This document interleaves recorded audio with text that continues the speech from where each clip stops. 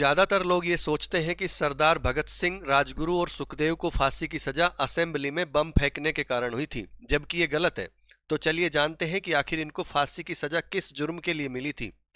भारत सरकार अधिनियम 1919 की समीक्षा के लिए 8 नवंबर 1927 को तत्कालीन प्रधानमंत्री स्टानली बाल्डविन ने सर जॉन साइमन की अध्यक्षता में अपनी संसद के 7 सदस्यीय आयोग का गठन किया था, जिसे साइमन कमीशन या साइमन आयोग के नाम से जाना जाता है।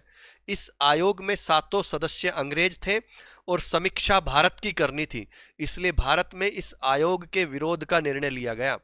साइमन कमीशन जब दूसरी बार अक्टूबर 1928 में भारत आया, तब पंजाब में साइमन कमीशन का विरोध लाला लाजपत राय कर रहे थे और उस समय पंजाब राज्य की राजधानी लाहौर थी, इसलिए 30 अक्टूबर 1928 को लाहौर में साइमन कमीशन के विरोध का नेतृत्व लाला लाजपत राय कर रहे थे।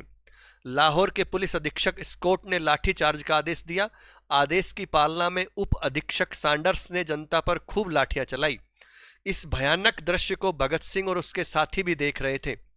पुलिस अधीक्षक स्कॉट स्वयं लाठी से लाला लाजपत राय को बुरी तरह से पीटने लगा, जिससे वे बहुत गंभीर रूप से घायल हो गए और अंत में 18 दिन बाद घायल अवस्था में लाला लाजपत राय की 17 नवंबर 1928 को मृत्यु हो गई।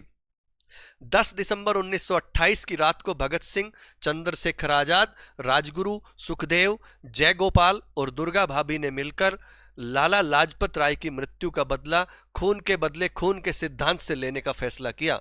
17 दिसंबर 1928 को जब उप अधीक्षक सैंडर्स अपने दफ्तर से बाहर निकल रहा था, तब राजगुरु और भगत सिंह ने उस पर गोली चलाकर लाला जी की मौत का बदला मौत से लिया।